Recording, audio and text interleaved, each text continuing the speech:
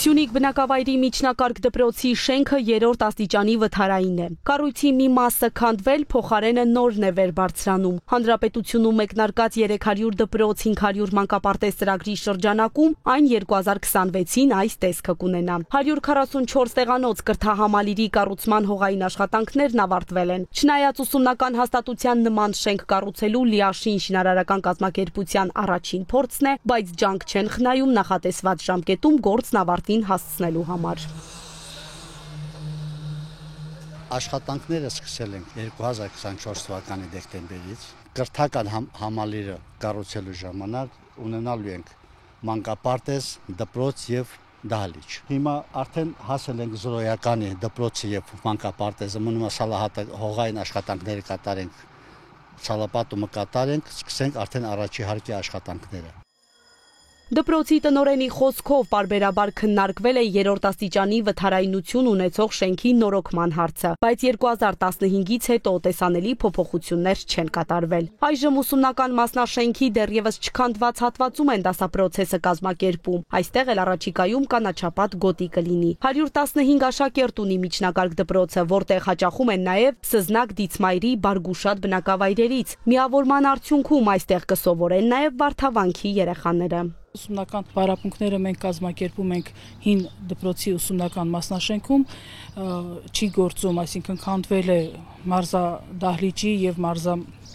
նիստերի դահլիճի հատվածը, ճաշարանը չունենք, տարրական դասարանի սովորողները ստանում են 4 սնունդ։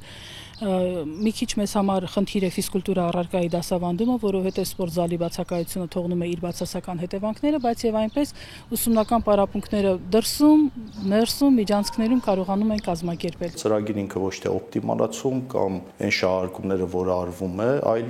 զուտ նոր դպրոցային շենքեր 21-րդ դարին համահունչ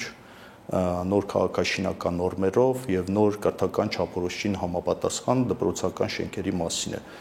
Եվ այդ համատեքստում դա ոչ թե շենքերի կառուցում է, այլ նոր կրթական միջավայրի ձևավորման մասին է այս ծրագիրը։ Առաջիկայում հանրապետությունում մի քանի 100 դպրոց է փակվելու։ Խոսքը գյուղերում գործող սակավաթիվ աշակերտներ ունեցողների մասին է։ Դրանց փոխարեն կլինեն նորերը, որոնք կսպասարկեն 2-ից 3 բնակավայրի։ Սյունիքը առաջիկայում 39 նորակառույց եւ 12 հիմնանորոգված կամ վերանորոգված ուսումնական հաստատություններ կունենա։ Այս պահին միայն Վաղատինի դպրոցն է շահագործման հանձնվել։ Այսօրվա դրությամբ մենք 24 դպրոցների նոր շենքերի կառուցման գործընթաց ենք սկսել ու հիմնական գերակշիռ մասը այնպիսի վայրերում, որտեղ հնարավորություն է ընձեռել տարածքը առանց դպրոցական գործող շենքերը քանդելու նոր դպրոցի շենքի կառուցումը սկսելը։ Մի քիչ ավելի մեծ դժվարություն են այն բնակավայրերը, որտեղ չկան համապատասխան տարածքներ եւ խնդիր է առաջանում ուսումնական process-ը այլ վայրերում իրականացնել։ Դպրոցի շահառուն դա աշակերտն է։ Հետևաբար մեր ընտրությունը կանգ է առել այնպիսի բնակավայրերի տարածքներում կառուցել, որտեղ կան բավական թվով աշակերտներ, որոնք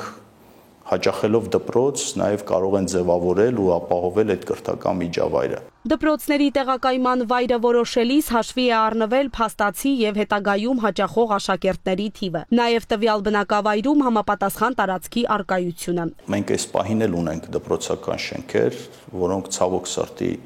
չեն գործել շատ երկար ժամանակներ, բայց այդ շենքերը իհարկե քանդելու տենց միտում կառավարությունը չունի, ունի նոր մտահղացում, դա դպրոց այդ տվյալ շենքերը այլ նպատակով օգտագործելն է եւ այն բոլոր բնակավայրերում, որտեղ նոր դպրոցների կառուցումը